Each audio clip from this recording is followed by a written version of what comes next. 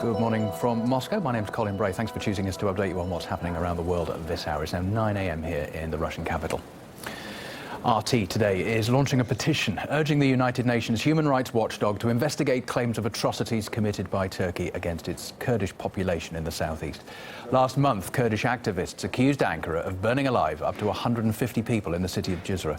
We sent a team there to get first-hand accounts. This looks like Aleppo, it looks like Syria here, but we're in Turkey. It's mad to think this is happening.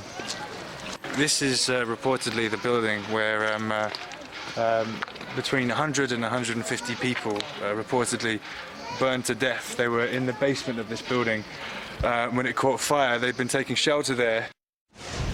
That was correspondent William Whiteman, who's with me in the studio now. Will, that was just a few seconds that we showed there. Tell us what else you saw during your time in what's left of Cizre. Well, obviously the most shocking thing about the trip, and obviously the package as well, is the level of decimation of what was a very densely populated civilian area. There had very clearly been heavy weapons ordnance used on this civilian area. It was absolutely shocking. We spoke to some of the survivors and other local residents just to gain some of their stories about what happened there. I wouldn't wish this on anyone. Erdogan has destroyed our world. Come here, look at the blood. There's blood all over these blankets. Look at this. There's blood everywhere.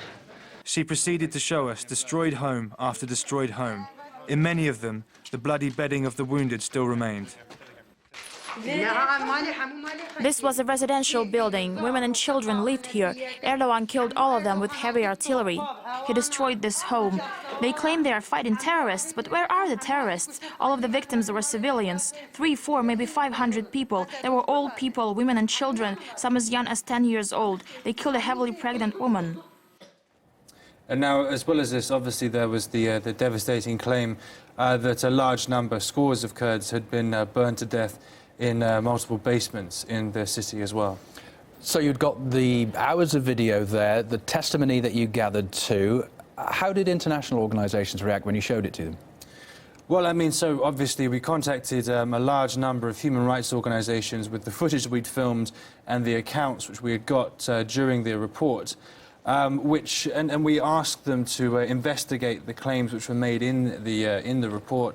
And rather shockingly, we got a very muted response, a very sort of disresponsive kind of response coming back from them. But we can take a listen to what we got back from them now.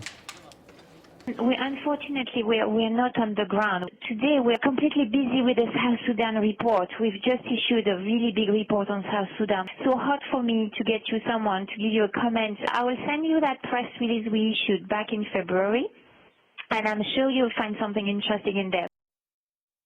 Well, the problem is with Turkey that we actually are not present there and have not been for a number of years now. So as far as Turkish Quds region is concerned, there's basically nothing we can say. So if you want comments on that, you'll need to go to the Turkish Red Crescent or to some UN agencies that work in there. Apologies, but we will not be able to comment on this at this time and must decline your offer.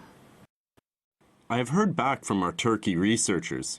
They are still looking into the allegations but are not able to comment at present. Sorry we could not be of more help. Oh, it's quite the brush-off, isn't it? So in light of all that then, that's when the petition idea emerged. Exactly. So we have launched this petition now, which you can find on the website. There's a link to it there. And we're encouraging people to sign it and also then tweet on social media with the hashtag Justice for Kurds. We're not looking for a criminal investigation or some kind of charges against Turkey. We just want the relevant human rights organisations to investigate the claims in this video, but also to be allowed to investigate the claims in this video by the Turkish authorities. Obviously, this would also ideally allow journalists to have free access to the area. When I was there, even though you can apply for press accreditation, this doesn't automatically mean that you're allowed to access all areas. For example, when we tried to go into Sur, the district of Diyarbakir, which is currently under curfew, we were denied access, even though we should have been allowed in. So yeah, this is a story which needs to be told, and people need to be allowed in to tell it. And as well as that, this tragic loss of life needs to be investigated by all of the relevant parties. OK, we'll remind people where to find this petition in just a moment. For now, though, William, thanks very much for that. Thank you very much. Turkey denies targeting civilians and officially describes its mission as an anti-terror operation in its Kurdish-populated areas, insisting that it's going to continue its actions against the outlawed Kurdistan Workers' Party. I've been talking to former UN Assistant Secretary-General Hans-Christoph von Sponeck. He believes close attention must be paid to the reports of civilians suffering. All around, the message to Mr. Erdogan is quite clear that he should reconsider the kind of resumption of hostility, of interaction, military operations in which not just, and your interviewers confirmed that, is directed towards the PKK, but very much also involves innocent women, children, civilians. RT's launched a petition at least asking if there can be at least an investigation into the claims that crimes have been committed against civilians. We did ask a number of international human rights organisations if they'd want to take part, sign up to it, or at least help with it. Few have responded, many have declined. What do you make of that kind of reaction? I would say that is a very unfortunate. Silence is not an answer now. People have to come out and design their positions and pursue these, and in the forefront of all that should be the EU Commission, should be Martin Schulz, the President of the EU Parliament. They must come out now in very clear language condemning what is happening in Turkey, and keeping in mind that whatever happens in Turkey is not without implications in Syria and in northern Iraq, or Iraq as a country as a whole. We also asked the Russian foreign minister for his reaction. Sergei Lavrov says the growing number of civilian abuse reports must be investigated. I will say right away that any information, especially that was documented about violations of human rights and humanitarian law, must be investigated. Turkey's military action hasn't just been limited to Jizre. There's also been heavy fighting, as Will was saying earlier, in the largest Kurdish city, Diyarbakir.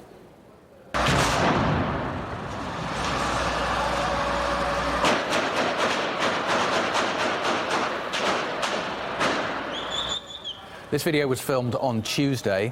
You can hear loud gunfire after PKK members blocked roads and clashed with security forces. 3 people reportedly lost their lives. One's believed to be a civilian. Last week, Ankara said it's wrapping up its operation in the city. We've been engaging opinion from a member of the European Parliament and also a former UK ambassador to Syria. Link of the West with the Turkish regime shows that we have the wrong friend.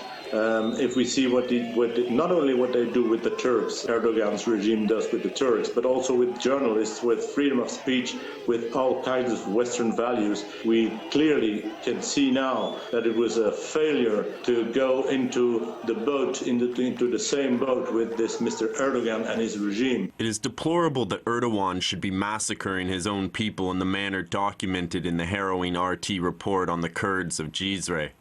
Almost equally deplorable is the silence in this matter on the part of the British government and other Western governments and institutions who fall over themselves to denounce alleged violations against the people of Syria attributed to President Assad. The double standards being applied here are sickening.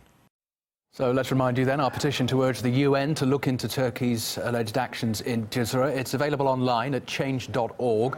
All the materials that we've based our request on are also available if you head to our website, which is, of course, rt.com. There you can find a detailed timeline of the Turkish operation in its Kurdish region. It looks like Syria here, but we're actually in Turkey. Blanket here is covered in blood. Pretty shocking stuff.